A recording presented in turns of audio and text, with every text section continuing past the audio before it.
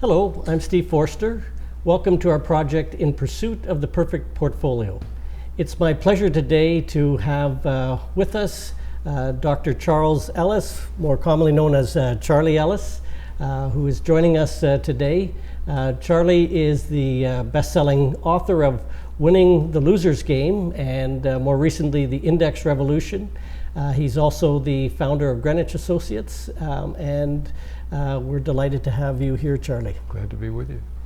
I want to take you back to before your investment career. You had your start in radio at Started at Yale. At Yale, and then eventually at WGBH. Yes. What was that experience like, and what did you take away from that might have helped you later in your career? Ooh. First of all, it was a lot of fun. The second thing is I learned at Yale that I really liked working with a group of partners, and that a flat organization where we were working together as a team made a huge difference. It's not just you add up talents, but they're different kinds of talents, so you bring them together and all of a sudden you've got much more talent focused on the purpose. That'd be one. Second is the value of strategic thinking, because we did some really interesting things, particularly when you think we were students who should have been in class spending most of our time, and we spent an enormous amount of time working in this organization. But it made a big difference to think long-term and then to work through people and to do that in a partnership or team-like basis. And basically WGBH in Boston was very much the same sort of an experience. Everybody there was older than I was. Everybody there knew more than I did, but I was quote unquote the boss. And so you learn a lot about respect for other people and their talent, and you also learn nobody does anything unless they want to. And they don't do anything well unless they want to. And that if you provide the right opportunities for people to feel inspired and enthusiastic and make that extra commitment, they'll do it. While you were at WGBH, you started dating a woman who gave you some advice, and she told you about these things called B schools, business schools. And she said to you that Charlie, you ought to go to B school and you ought to go to the Harvard Business School. Well, she said I should go to the B school. And I said, what is a B school? And she said, business school, for goodness sake. And I said, well, that's nice, but you said the. What does that mean? She said, there's only one. I said, come on, there's got to be more. She said, there's only one you should go to. So that's at the Harvard Business School. So I did. And what was that experience like? It was talking terrific. about transformational. Yeah, the school likes to say it's a transformational experience, and almost everybody who's never gone through the school would say that doesn't sound plausible to me. That's a little bit too highfalutin. Anybody who has gone to the school would say, oh yeah, that's exactly what happens. First of all, it's exciting and fun. You're with 80 other students, all of whom are terrified that everybody else must know more than they do, because it seems like the group as a whole knows a lot more than any individual, and that's true. Groups always know more than any individual. The second thing is you learn that you've got an hour and a half to figure out together what is the answer to a problem, but first you've got to figure out what is the problem and what's the real problem, not the one that's identified. That's easy. Almost always there's a problem behind the problem that's really driving things. Sometimes it's the problem behind the problem behind the problem behind the problem that's driving things, and it's always about people. So while you do an awful lot of math analysis, what you're really trying to do is figure out, there's a language being spoken here. Language of accounting is part of it, language of interactions and people, but it's always trying to find out what are people trying to do and how could you organize things so that they could be more successful individually and more successful collectively and more successful over time. And if you get that done, you can be damn sure an hour and a half is just finished and we're all leaving to go to the next class and do the same thing all over again with another cockamamie problem that is going to gather your attention. You wonder how in the dickens we're going to figure this one out. But looking ahead at things, trying to anticipate things, and always remembering it's all about people, all about people, all about people, every single time. Down to the people, yeah. Down to the people. So you're having lunch with a friend of yours, and he tells you that his father's friend, a fellow named Robert Strange, is at Rockefeller, and he's looking for an MBA, and you should apply to it. And what was your thought in terms of what you were getting into, and how did you end up at the Rockefeller family office? Well, WGBH was obviously not for profit, and I thought, maybe this is a great idea because the Rockefeller Foundation would be kind of interesting. And so I thought, well, I should certainly talk to this guy. Besides, my friend was a sensible person and had good judgment. And I thought, if he's recommending I do this, it's probably a pretty damn good idea. So give it a try. And halfway through the interview with Bob Strange, I realized he's not talking about the foundation. In fact, he doesn't work at the foundation. But I got to find out what he really, really does, because I like this man. He's obviously brilliant, and he's very warm and empathic. And I think I knew I needed to learn a lot. I knew I was green and wet behind the ears. So that was not a problem for me. I knew I was an innocent babe. And I thought, if I work with this man, I could learn an awful lot. But I better figure out what he's doing for a living, because I don't think I know yet. All I know is what he's not doing. He's not giving money away. It's something else. So the second half hour, I've figured out, yeah, he's in the investment management world, and he's enjoying it greatly, and he finds it intellectually stimulating and interesting. And I thought, well, what the heck?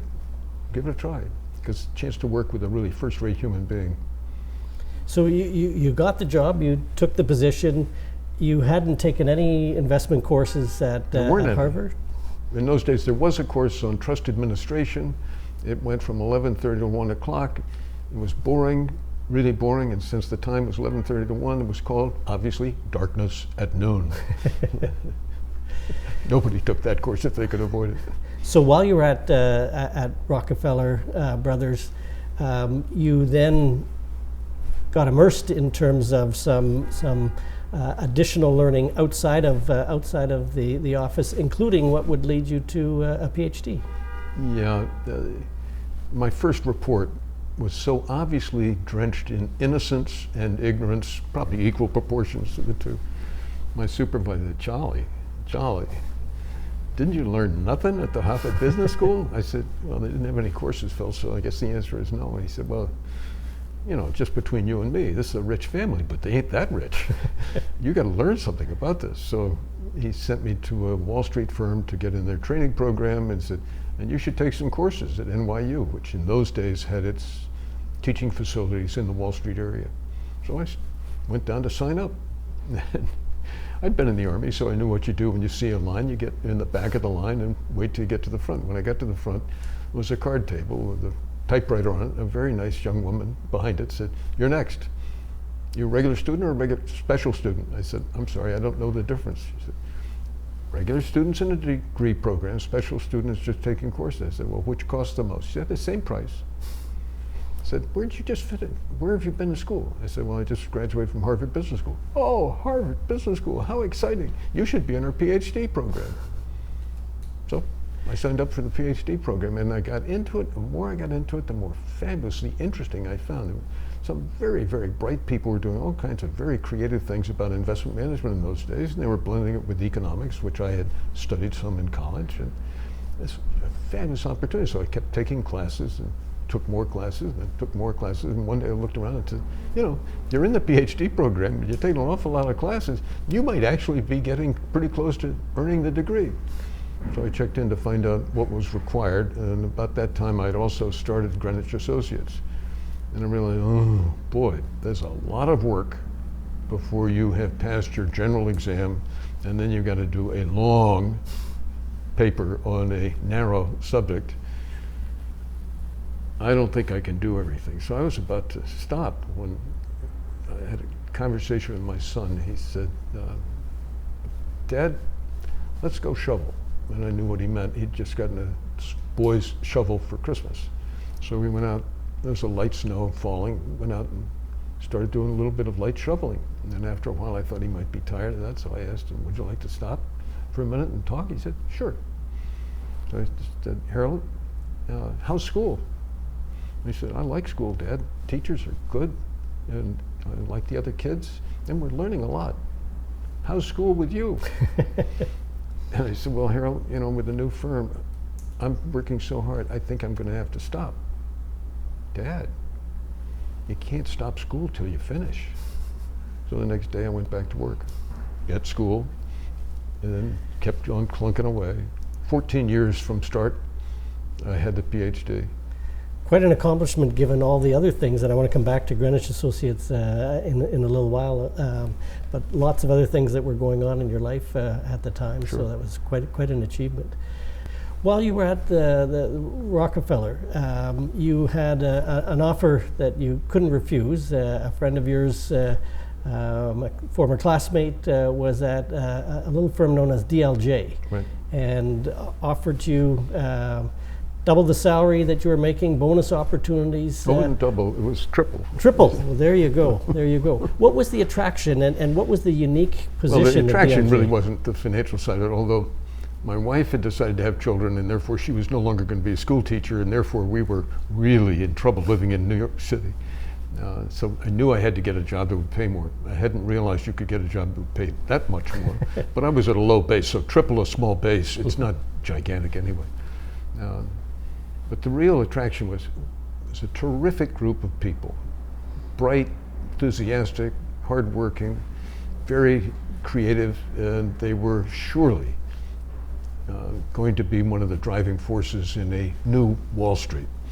You remember there was a depression in the 30s, and there was a war in the 40s, and then there was a Cold War in the 50s. So it was a long period of time when nobody went into Wall Street, and certainly nobody of real talent was interested in getting into that field if they had an alternative. There were some marvelously talented people, but honestly, I think they mostly didn't have an alternative that was very attractive. And then we were dynamic as an organization in a world that was dynamic and changing. The people inside the firm were just wonderful, fun people to be with, and we had a great good time being revolutionaries. Revolutionary in what sense? Well, it's hard to believe, but if you go back to those days, most securities firms did not have a research department. We were all about research. And secondly, most people put out a report, it would be 2 pages long at the most. We were doing 50, 75, 100, 150-page reports. We were really making an effort to understand the companies very, very well. So we were doing the classic things, talk to the competitors, talk to the suppliers, talk to the customers, and really analyze the companies. And because we had some very, very bright people who were attractive because we had other really bright people, there was a lot of creativity in the organization. And candidly, it was an exciting bunch to be with. There's still very good friends that I made during that period of time. So what made you then start your own firm, Greenwich Associates? This was 1972. That's quite a big risk that you're taking, going out on your own and developing what now is a world-class consulting firm. Depends whether you want the true answer or the normally public answer. I'll give you both. The normally public answer is true. It was clear to me that I had no idea how well I was doing. I was working very, very hard. I knew that. I knew that I knew a lot about my individual client, my institutional clients. And I also I didn't know very much about how they really thought about me, and I didn't know how they thought about any other firm. If anybody could go out and find out what they really think, that would be tremendously valuable to everybody. Mm-hmm. And that was basically a light bulb. It just kind of came out of the sky, presented itself. Wow, that could be something. Now, at the time, I didn't think of anything outside the United States, and I was really thinking mostly about the securities business and the pension business. It didn't occur to me that commercial banking and investment banking and bond dealing and foreign exchange trading, other financial services would be at all interesting. Didn't occur to me that we'd be working all over Europe and all over Asia, down to the Australia, New Zealand. There are 130 institutional or professional financial markets in the world. And at the end of 30 years, we were covering every one of them. Wow. With the same original idea, although we learned a lot about how to make it better and better and better and better and better and better and more useful to clients. Basic idea is there are 1,000 people or 500 people who are the dominant buyers of a particular service. They know exactly what's going on. They know who's good, what they're good at. They know how they've improved or not improved over the last year. They know what they would like to see more of. And if somebody would come and talk to them candidly for an hour, in confidence, they would tell you. So what we did is in confidence, 1 hour interviews with the principal buyers of one after another, after another, after another major financial service. And we would ask them, which are the firms you use the most in the exact order of their importance to you? And then evaluate those firms, who's really good at this, who's really good at that, who's really good at this, who's really good at that. We never ask who's a bad at this or bad at that, because you don't have to. You don't have to. If you're the least athletic kid in your 5th grade class, you know that you're the one that doesn't get chosen for all those teams. Fine. So was this a revelation to the firms when they Sure brought back was. this information? Amazing how much you could learn. And we could create the information for the firm as a whole. You could create the information for the Boston institutional investors. You could then create the information for 7 really important Boston institutional investors. We guaranteed everybody confidentiality, so we wouldn't talk about an individual institution. But groups were groups were groups. So if you had a group of clients, I had a group of clients, and we're both serving Boston, we'd run one report on your clients, what they thought about our firm, i.e. you, and if I were responsible for another group, what they thought about our firm, i.e. me, and it made a huge difference in a couple of different ways. First of all, it gave senior management undeniable information. So if they said to anybody, look, this is what the clients are saying about you, that had to be accepted. There was no way you could say no. So then that leads to a lot of accountability and planning, and it's a terrific positive tool. If you can show somebody who's doing well, you're doing well at this, but you're holding yourself back over here, so if you can build that up, you'd really be doing very well. It was a tremendous positive reaction that way. So really this is helping to raise the tide in terms of the investment profession, investment management profession. Yeah, it really did make a difference that way, but it also made a difference to each individual who was really good and to individuals who were not really good. So, the old saying, if you delete the duds and enhance the stronger participants, you can't help but improve the overall performance. And if you do it in your firm, then I've got to do it in my firm. These guys are going to do it in their firm, and those guys are going to do it in their firm. Otherwise, they're going to be dropped out. So some tough markets in tough market environment in the early 70s. You came out with a really impactful and revolutionary and controversial article in 1975 called The Loser's Game, which was inspired by a book on tennis. Can you talk about what went into that article and the reaction to it? Yeah, let me talk a little bit about the book, because it's really worth celebrating. Simon Ramo was a fabulously wonderful human being on a lot of different levels. People liked him a lot. He was also the Ramo of Thomson Ramo Wooldridge, or TRW, which is the organization that did almost all the general contracting for the American space program. So you could argue, sensibly, that he, more than any other American, made an enormous impact on the space program, which was an exciting, extraordinarily powerful, and very substantial impact in economics and in society and the way we think about ourselves. So, great industrialist, inspiring leader. He also happened to be a gifted musician. He and 3 members of the Los Angeles Symphony Orchestra played in concert as a quartet. And he happened to be a pretty good athlete. And he, being trained as an engineer, looked on tennis in a way that nobody had ever looked at tennis before. And he realized there are 2 games of tennis, and they use the same equipment, the same court, the same dress code, and they keep score the same way. But other than that, they're completely different. In professional tennis or expert tennis, and there are very few people that really play expert tennis, but there are people, and we've all seen them when you see the Williams sisters or some of the others.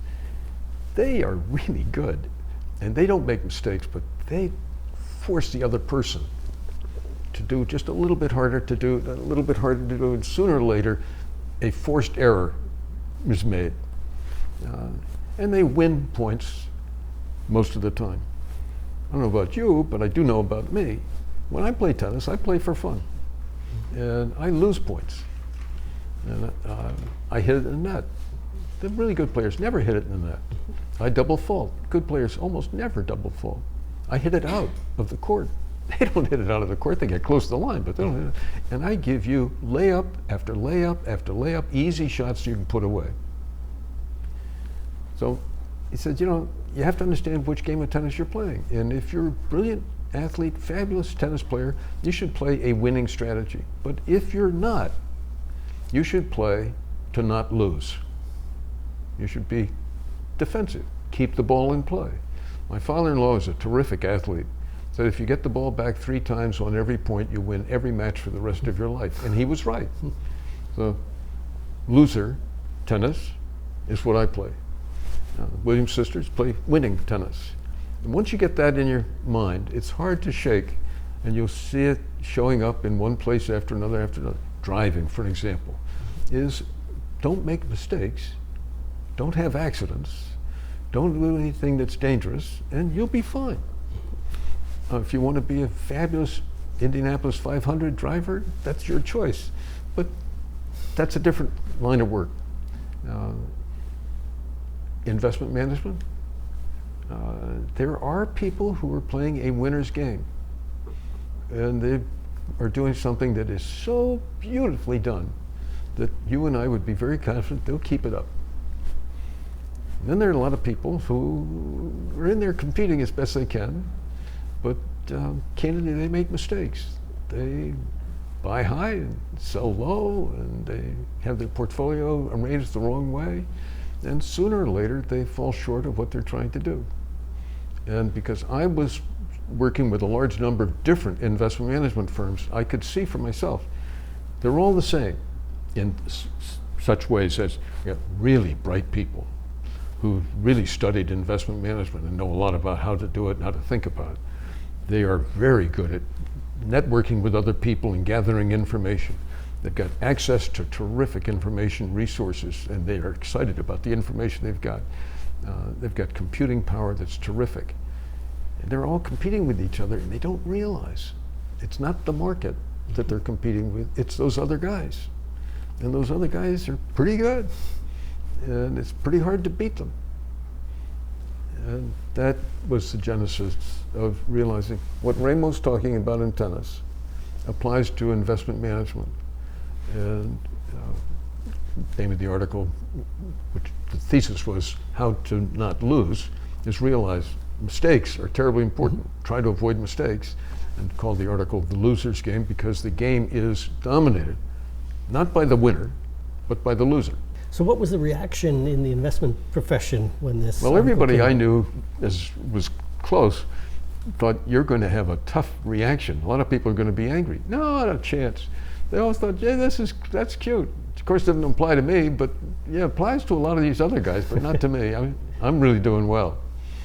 So then that became the impetus for the book that it eventually morphed into Winning the Loser's Game. And you provide some important insights. And one of the big takeaways from it is that you say winning the loser's game of beating the market is easy. Don't play it. So can you expand on that and other insights in terms of the book? Well, give you just current information.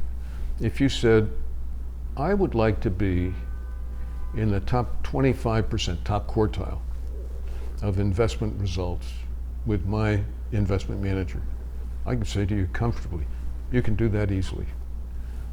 Well, actually, top 25% is fine, but I'd like to actually be in the top 15%. Can you do that?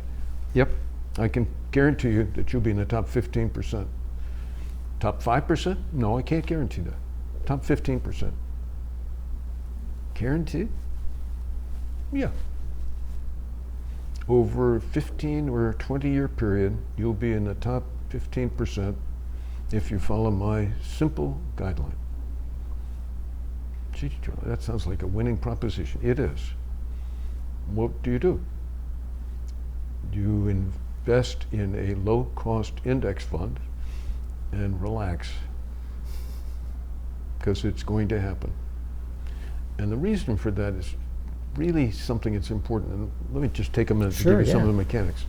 Back in the day, 50 years ago, 60 years ago, less than 10% of trading on the New York Stock Exchange was done by institutions.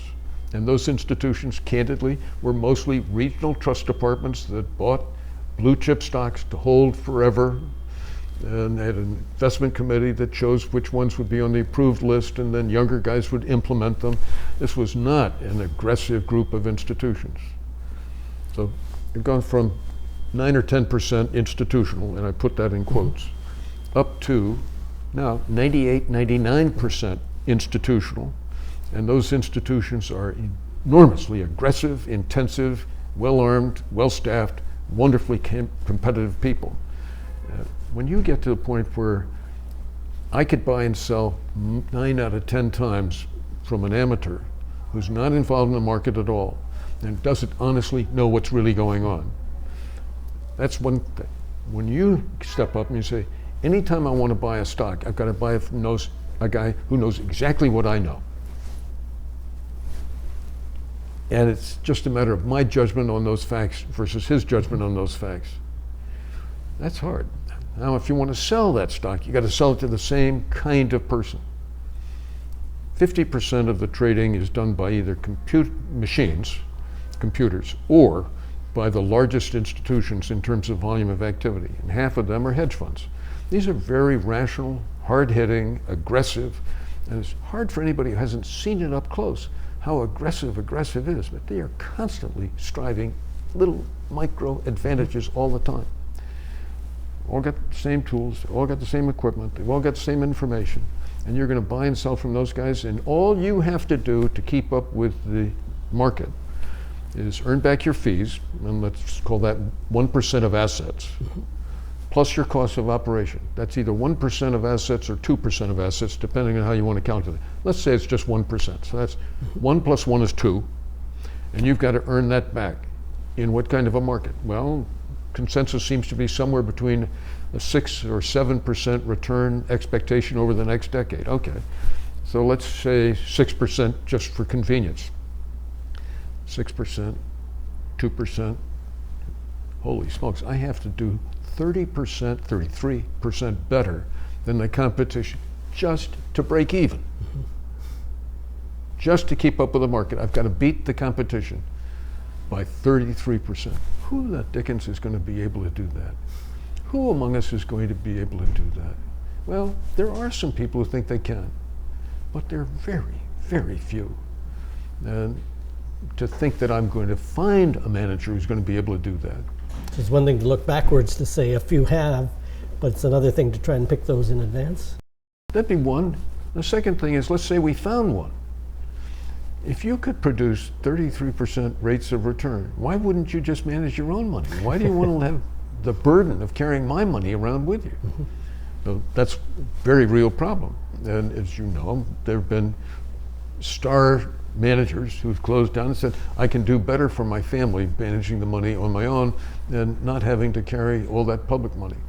So it's a major, major change in the world. And what's amazing to me is that we really have stayed with the mythology rather than recognizing the realities underneath it. And the realities are profound, and they are powerful, and they're unrelenting. There's no way that we're going to go back to a time when, oh yeah, let's all go down and beat the market. It just isn't going to happen. I want to come back to this whole index revolution in just a few minutes. I want to take you back to, you mentioned Yale and your affiliation with Yale, but it goes beyond your undergraduate degree. You were in a position of being the chair of the investment committee for Yale's endowment fund, and you had a front row seat observing David Swensen, and Yale has this fabulous reputation in terms of its endowment fund and really thinking in a non-traditional way. So what is what's become known as the Yale model, and what are the lessons for individual investors? None. Okay. No, that's not true. David would say, oh yes there is, and I would agree with him. No, but the lessons are not the ones of, I'll do what David Swensen's doing. That's what I mean by none. But if you said, look, what should an individual investor do? First, understand who you are and what you're trying to accomplish. So look at Yale. It's a 300-plus-year-old university. It's been around for a long time. It'll probably be around for a long time. Okay, that's pretty important if you convert it into the way in which you would operate. Secondly, while it's located in the United States, it's truly an international phenomenon. Therefore, you would think comfortably about international activity. Third would be that this is an institution that, with a sensible spending rule that smooths, can handle the ups and downs, but it'll always be short on finances, because the people who are involved on the faculty could always use more money to do more creative research and advance humankind. So you really are playing for highest return, therefore heavy on equity, and you want to be diversified so that you don't have a heavy on one kind of equity, but on several different kinds, so you have different characteristics of behavior, so your aggregate portfolio will be more consistent in performing over time than it would be if it was in any one component part.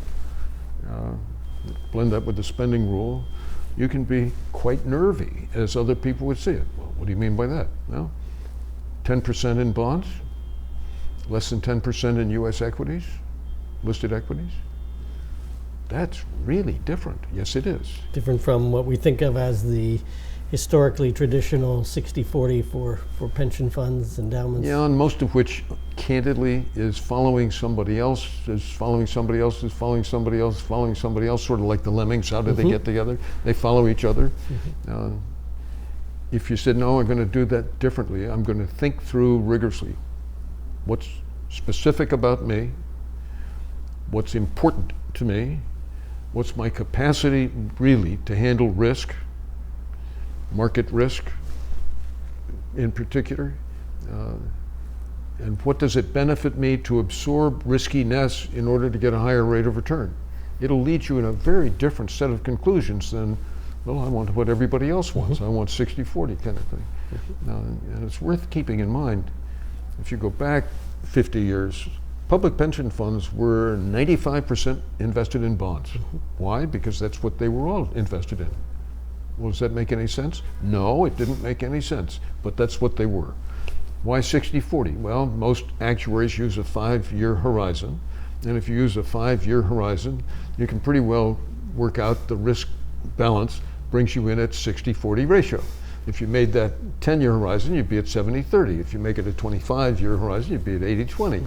It's in the math. It can't be avoided. It just, the calculation comes out that way. So you said, well, how about if you thought in terms of 100? Well, then you come down to most all of it's going to be equity. But human beings don't have 100. So human beings have to think somewhat differently. Second thing is David Swensen and his team are exceedingly rational, which is a wonderful advantage to have. Most human beings, candidly, are not exceedingly rational. That's just not who we are. Another characteristic is they know a lot about the economy, they know a lot about investing, and they know a lot about investment managers. Most of us don't. So they don't have to protect against that kind of innocence or lack of knowledge, or call it by the blunt word, ignorance. They are fearless. And I don't mean that they are cavalier about things that might cause others fear, but they make a point of understanding things so that they can then be fearless. And Yale, because of its depth of knowledge, 30 plus years of working with investment managers, and they're working with David Swensen, and there's no one in the investment world that wouldn't be thrilled if they could be the one that gave David an insight or an idea that he found helpful. Which leads us to this pursuit of a perfect portfolio, if there is such a thing. But no, there isn't. Well, let's talk about the portfolio first of all. How do you see one's portfolio, and then we'll talk about the pursuit of it, if there is. Well, let me just be specific on Sure. one thing. For example, people like to point out that Harvard, Yale, and Princeton, for years and years and years, have been very collegial. Stanford is part of that communication. MIT is part of that communication. It's a group of people with the same kind of mission, the same large endowment, same desire to do things creatively and well, and very disciplined, and very bright, engaging people in charge in each case. But Harvard's problem, investment problem, is very different from Yale's investment problem. And Yale's investment problem is very different from MIT. And MIT is very different from Princeton, and Princeton is really different from Stanford. And each of them is so different when you really understand them, that their investing program should be very different. You and I look like businessmen, fine. You're a professor, I teach. You probably do some things of a business-like nature sometimes. We get along pretty well, similar in many, many ways. If we were in another country, say, yeah, that's North American, you're Canadian, I'm not, but that's all right. I grew up in northern US, had spent a lot of time in Canada. My son's married to a Canadian, so there are a lot of different ways in which we're closer than you might think. Okay, but we're really different. Where? Well, when I wear reading glasses, I'll bet that's not quite the same prescription you use. Mm-hmm. And maybe your collar is the same as mine, but maybe not. And your shoe size might be a little different. And the clothes that you like to wear might be a little different, and the ties that you would prefer might be a little different. And we're just getting started. And then you think of, well, what do you prefer to eat? What's your health condition? What academic disciplines have you pursued? What has been your personal history in investing? We're still getting faster and faster differentiation, and we haven't gotten to the really important things like, what are your assets? How long do you have ahead of you? Are you 99 and you're basically at the end of your run, or are you 9 and you've got a long way to go? Do you have others who are dependent on you, or are you an individual person? Do you have any family members? Do you have any cousins, nephews? Do you have any friends that you're trying to help out in a problem? Have you studied investing all these years, or did you do other things instead? Have you had a wide acquaintance with people in the investment business, and do you chit-chat with them all the time about everything that has to do with investing, and you just can't resist the temptation to talk to another guy, another guy, another guy? Or do you sort of say, no, I don't actually talk with all that many people? Well, gosh, if you haven't spent any time in the Middle East, you haven't spent any time in Japan, you haven't spent any time in Australia and New Zealand, you haven't spent any time in Germany, you haven't spent any time in Canada, you haven't spent any time, how could you possibly know very much different? So pretty soon you realize we're very, very different. And when you go to some investment management, I think it's really worthwhile. How many different colors are required to create the iris of your eye? 6. Okay. So what's the big deal about eyes? Your eye is unique. There is no other person in the world who has quite the same eye that you have. Your fingerprint is unique. Worried about that? Your DNA is unique. You are who you are. And from an investing point of view, if you take age, income, spending, assets, knowledge of investing, comfort with risk, interest in spending more time on investing, access to information, access to judgment, all those characteristics, you know you are unique. And every investor is, whether they want to accept it that way or not, every investor is unique. So what's right for one person isn't, maybe close to right, but isn't quite right. I mean, you and I could swap suit jackets, no problem. But shoes, I'm not so sure. Eyeglasses, I'm pretty sure would be hard. So I bring this uniqueness to an advisor, and I share all of these attributes that are unique to me. No, you won't do that. Nobody does that. Nobody ever says, now I'm going to tell you the truth about who I am and what I care about from an investment point of view and what I'm trying to accomplish.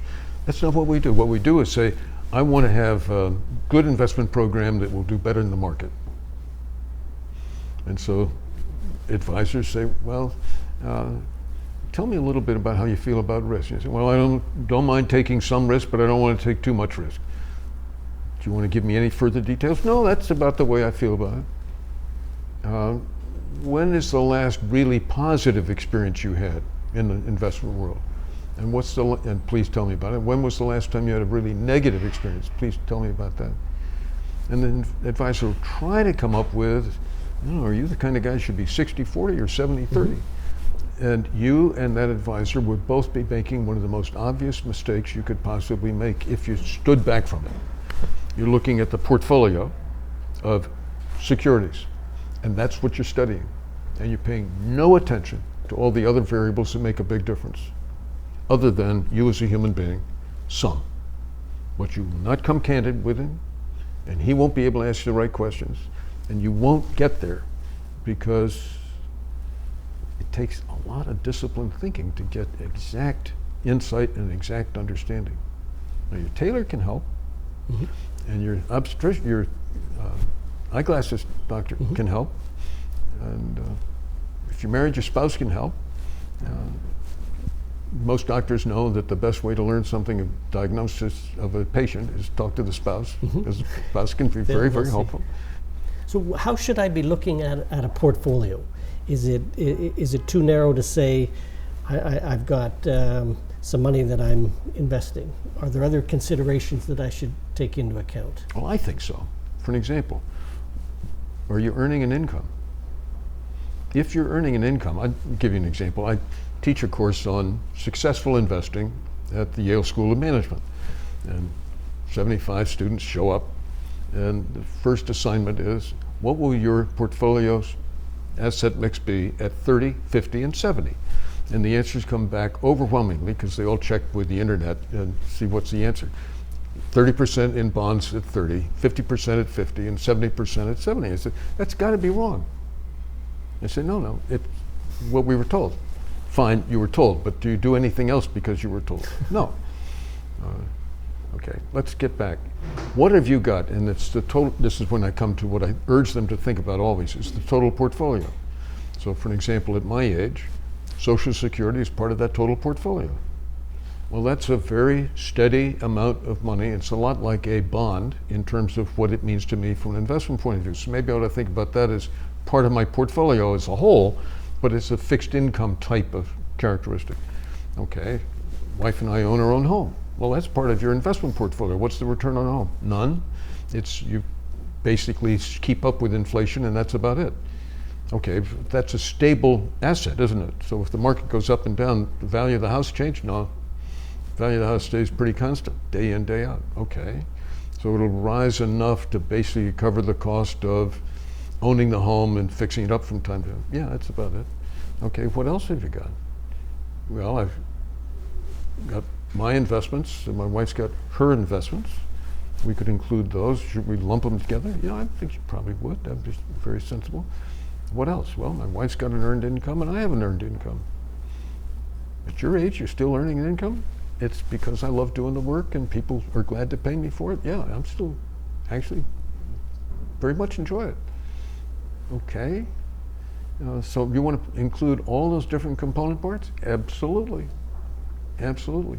Well, how big is the investment part of that total portfolio? Not all that big. So it's a whole different way to think about our portfolio in a much broader context then. Oh boy, yes, because if you don't think about the context, you know you're doing yourself a problem, putting the blinkers on and limiting what you could have thought about. And it causes people to say, well then, why would I want to have that much involved in bond investments? And I think that's a really great question. I think everybody ought to be asked that question. You go back to the Yale model. The Yale model starts by going to fundamental questions on every single characteristic of behavior. Is it really the right thing to be doing at Yale? And, that's what we should be asking ourselves. we should all be doing that. So we're all unique, and that's really important. Are there any common elements? You talk about indexing. Is that something that should be pervasive for most investors? Oh, I think so, but let's just to be realistic. If you read this morning's Wall Street Journal, Bert Malkiel has a nice article in which he reports the data that over the last 15 years, 90% of actively managed mutual funds have underperformed the index. And I can take one more and say, you could never figure out in advance which of those 10% that are going to do better. I think you could a little bit if you spent as much time as I spent in the investments world and you knew as much as I did about individual organizations. I think there are some that are so fundamentally superior in the way in which they're organized and designed. I take the Capital Group that represent the American funds. They are really different. And there's some other organizations that others would say, well, I think you ought to include those. Fine, but let's be fair. I got 50 years head start on that question, and I've studied that organization very carefully, and I know a lot about the way it works and why, and I understand their values and their focus. And one of the main characteristics that nobody pays any attention to is they understand that risk is really important. So they manage risk so that their investors have less risk as well as more return. It's a nice combination, but very hard to pick out very many more. Are there any other things that I should be thinking about as an individual in terms of pursuing my particular portfolio that's going to be right for me? Well, let's get one thing really settled. If somebody said to you, look, the data is very clear that 90% of the alternatives don't work out, and it's very hard to choose who's in the 10% that does work out, and even those don't succeed by much. So that's not a game worth playing. That's a huge freedom to be able to say, I can relax on that. I can accept the market rate of return at the market level of risk, knowing it'll happen that way week after week, year after year, decade after decade. Yes, you can. And how do I do that? Low cost indexing. Fine. That's step one. Solves the big operational problem. You still got the question of what's the right structure of a portfolio for you, given all the different characteristics we talked about before. And so it's back to the context again. And the context is you. And that's unique.